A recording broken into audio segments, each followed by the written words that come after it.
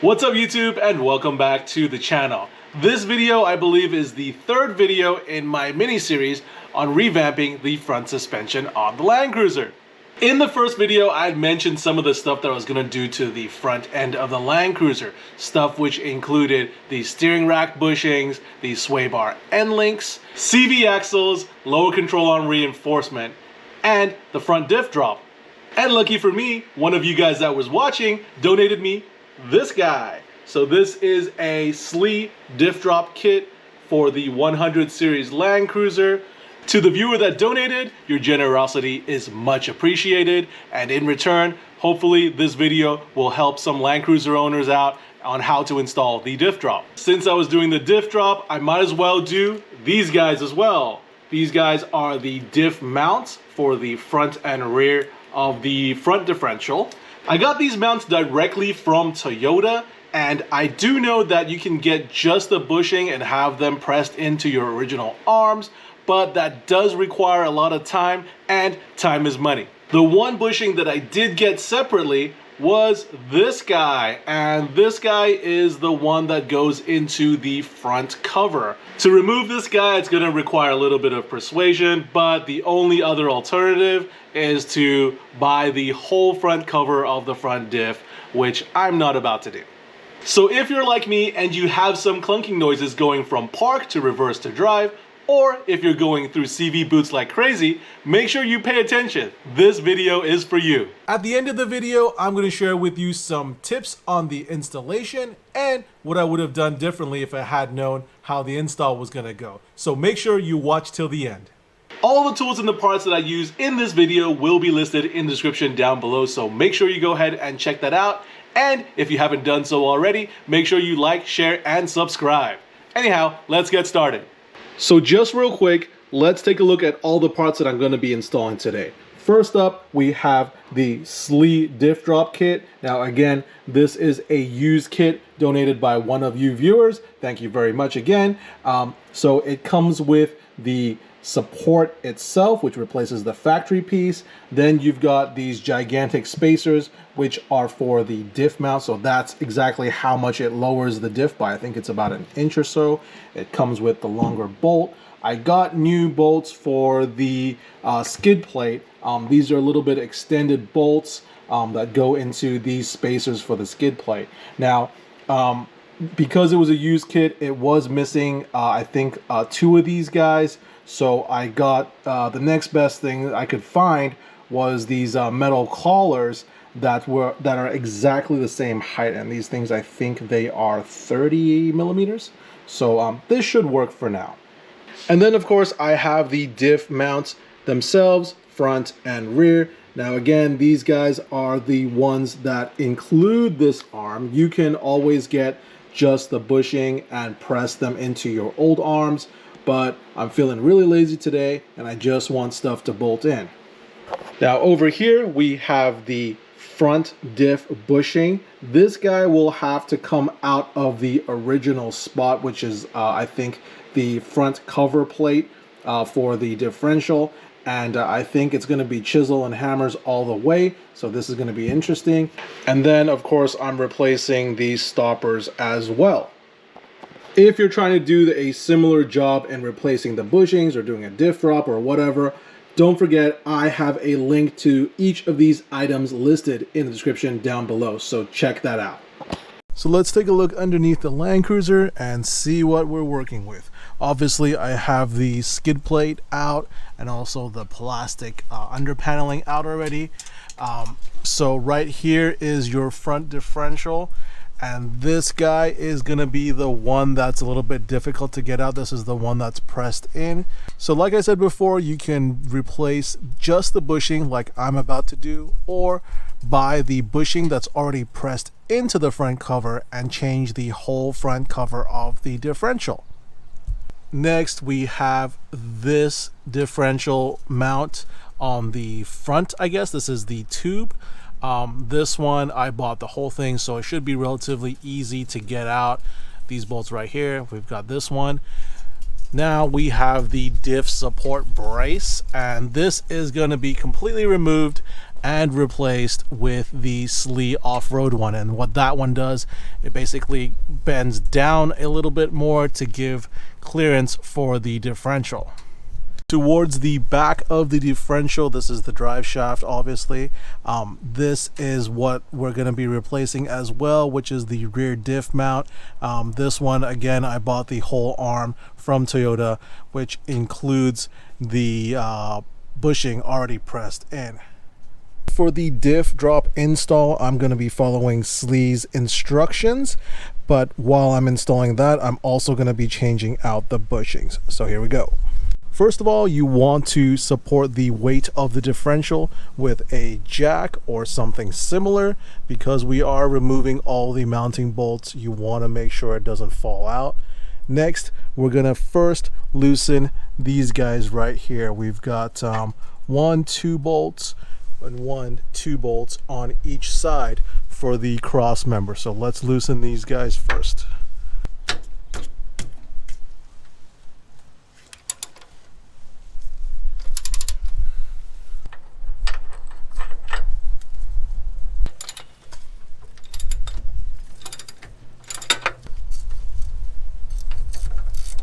Next up, we're going to remove this mount that bolts the front axle tube to the support brace, and these guys are 19 mils.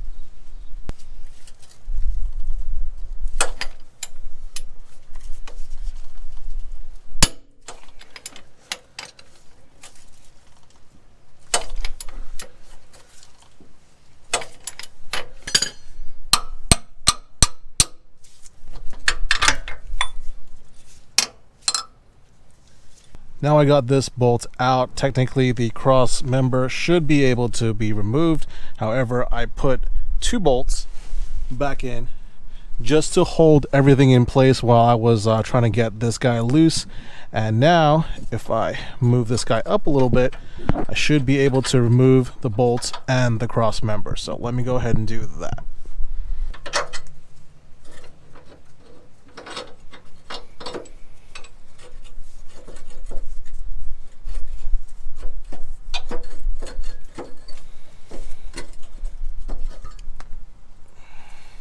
Now with the bracing removed, I think the next logical step is to replace this guy, which is the mount that bolts up to the axle tube.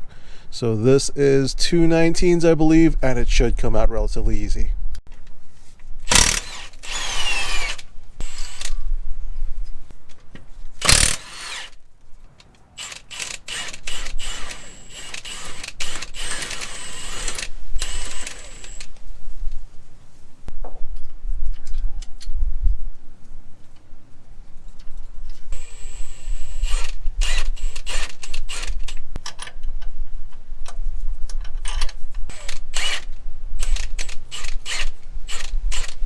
Now that we've got the mount on the axle tube already replaced, next we're going to work on the one on the rear. We're going to remove the mount completely. So the 19's right here, and there's one right here, and I think this one has a nut on top, if I'm not mistaken. Yes, it is. So it's a nut on top with a bolt on the bottom.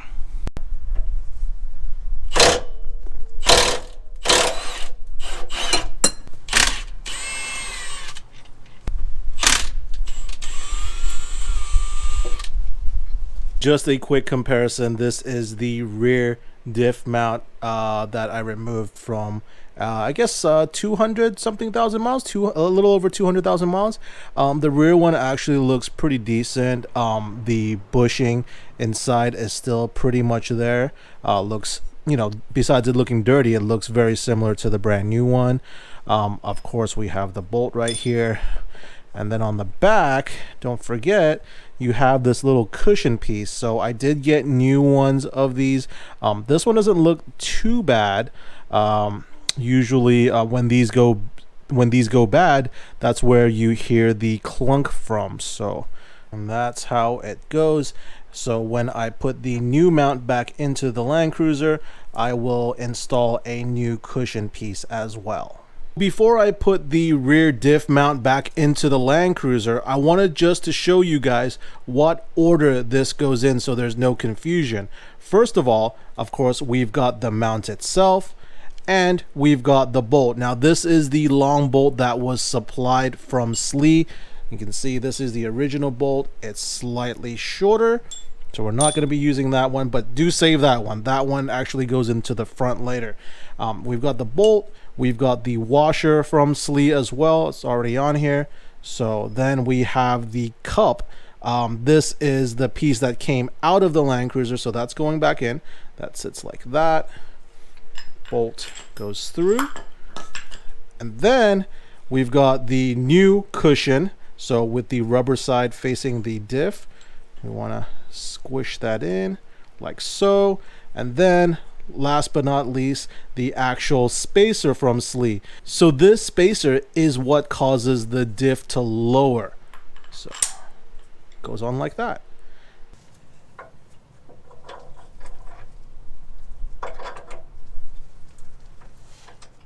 So per Sli's instruction, this bolt that goes through the center of the rear diff mount only needs to be finger tight. Obviously you won't be able to put these bolts in yet because the mount is lowered. So what I'm going to do next is put the Sli cross member back in.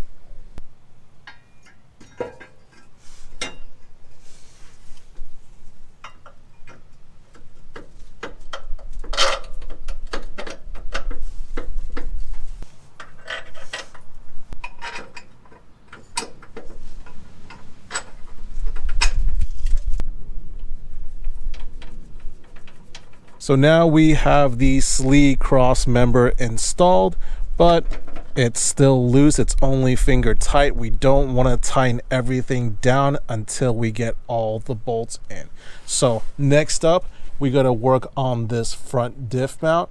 We'll have to loosen it, and then here comes the fun part. We got to try to get this bushing out of the front diff cover housing. So wish me luck.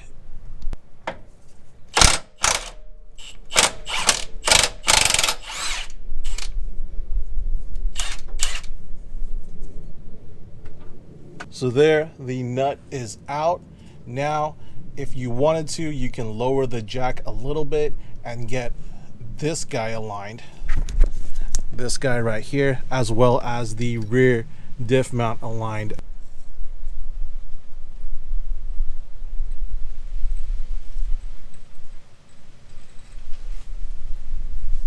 Now that I took off the front diff mount bolt, I lowered the diff slightly, and now I think I can get the rear mount at least threaded in.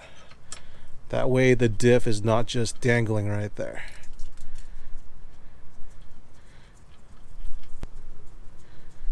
With the bolts in the rear diff mount kind of threaded in, we can take a closer look at this front diff mount and see what we need to do. First of all, let's take off this cushion piece. This guy right here, we're gonna get this replaced. It doesn't look too bad, but you know, since you're already here, why not? And then, as you can see, the rubber mount piece is actually pressed into the casting, the aluminum casting for the front diff cover. So I've seen a few write-ups where people use chisels or air hammers or something like that to get it pressed out. I am going to try every single one of them and let you know which one works best.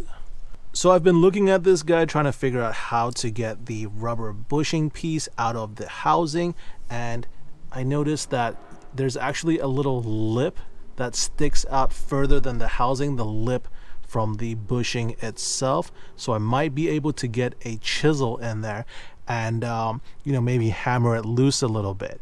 But before we do that, I wanted to take a look at the diff itself. Now notice the orientation of the bushing. So we've got the rubber on one side, rubber on the other side, and the gap goes from forward to back. So I'll make sure when I put the new one in, it lines up exactly how it should.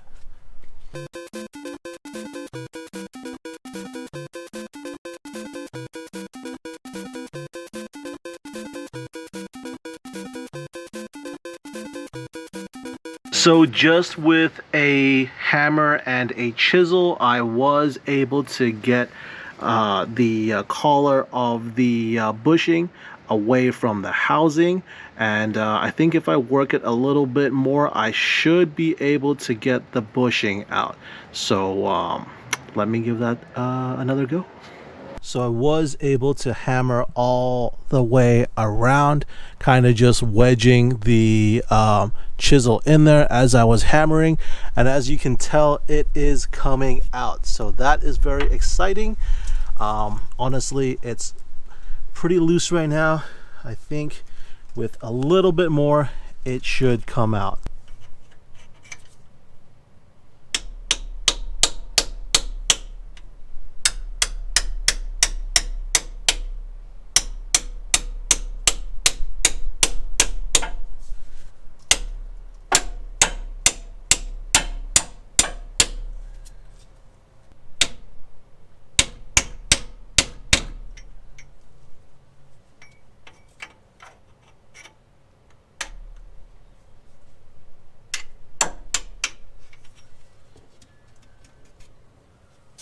Ta-da! There we go. That actually wasn't nearly as bad as I thought it was gonna be. So just a chisel and a hammer. Now just a quick comparison between the new and the old. The old one has a little over 200,000 miles on it, and if we look at the bushing closely, you can see a little bit of daylight going through all the way on the side. So we've got this side, and then on the other side, not as much, but it might be because I hammered it. But you can definitely see there is a gap between the rubber and the rubber center and the rubber outer, whereas on the new one it has the groove on the sides, but it is completely filled in with the rubber, so there is no gap on the new one. So I don't know, maybe the old one was a little bit more worn than it seems, but I guess we'll find out when we put the put everything back together and see if it clunks or drives any better. So in order to get the new bushing back into the housing, we'll need some type of press. Luckily, AutoZone rents out these ball joint press sets, and I think it should do the trick.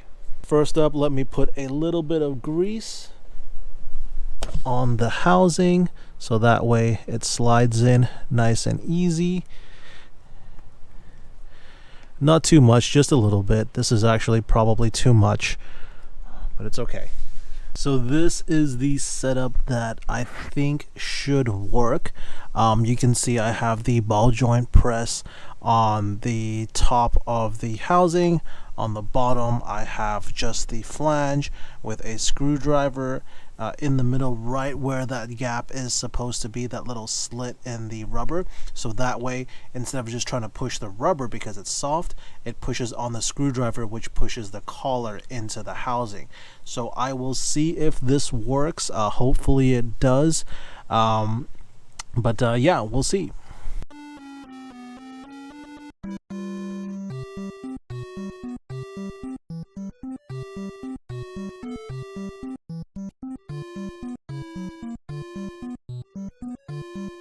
And there we go, the new bushing is pushed in. So the ball joint puller pusher thing worked really well. It does look like there's a little gaps and stuff here and there, but that is just from when I was hitting it with the chisel and the hammer. But this guy is seated properly. The slit is straight down the middle. So next, let's put everything else back in. Again, I wanted to show you guys how I'm going to stack everything before I put it into the Land Cruiser. Now, according to Sli's instructions, you no longer use the front bolt. You use the one that came out of the rear mount. As you can see, it is slightly longer, so I'm guessing that's why. So we don't want to use that guy anymore. However, we definitely want to retain this guy. This is the little, I guess, the cup washer that goes like this over the bolt. like that. We'll put this guy into the diff mount. On top of the diff mount, you're gonna have your little cushion piece again, so, and then the spacer on top.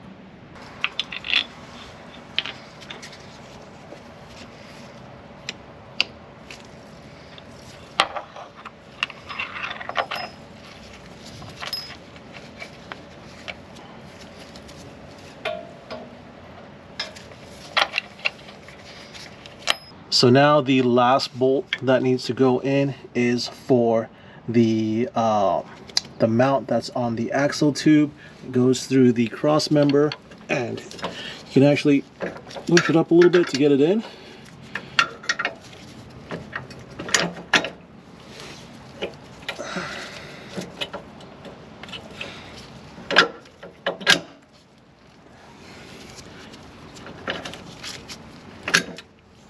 There we go. Nut on this side. And there we have it. We've got the Sli Diff Drop installed, along with all new bushings for the differential, the front, the axle tube, and also the rear. With the diff drop installed, the angle of the CV joints are definitely a lot less, so hopefully that means the CV boots will last a lot longer, unlike this one right here. Wow, what a long install. Well, I guess it's technically 2 installs in one. First, you've got the diff drop, and secondly, doing all the diff bushings. After the install was complete, I did get a chance to drive the Land Cruiser a little bit, shift through the gears, and to my pleasant surprise, there is less of the thunking noise. There is still some. It might be coming from the front drive shaft or something like that, but it is barely noticeable, so I think I'm okay with that. The CV axles, as you saw, seem to be at a much happier place with the diff drop installed. The angles are a lot less, so hopefully that equates to the CV boots lasting a lot longer time. Now for some tips on the install. Tip number 1, I would definitely recommend you put your vehicle on jack stands or on ramps like I did earlier. What that does is it gives you obviously more room to work on underneath the vehicle, but because some of the bolts are so tight, you'll be able to use a longer breaker bar, or if you need to, the end of the jack handle to give you a little bit more leverage. Tip number 2 is all about safety. Because you're basically letting the diff drop out, you're loosening all the mounts, make sure you have a good jack underneath there to hold up the differential, because the last thing you want is that heavy diff to drop on your face. To be honest, the part that worried me the most about the install was that front diff bushing, how to get it out of the aluminum housing. I actually got one of the Harbor Freight Specials air hammers, but I didn't even have to use it, so that was definitely a plus. Hopefully by watching this video you got some insight on installing the diff drop or the diff bushings, or even both. In my honest opinion, both of these items are definitely worth doing if you plan to keep your Land Cruiser for a long time. Again, all the parts that I use in this video will be listed in the description down below, so make sure you go ahead and check that out. And if you enjoyed the video, make sure you like, share, and subscribe. Thanks for watching.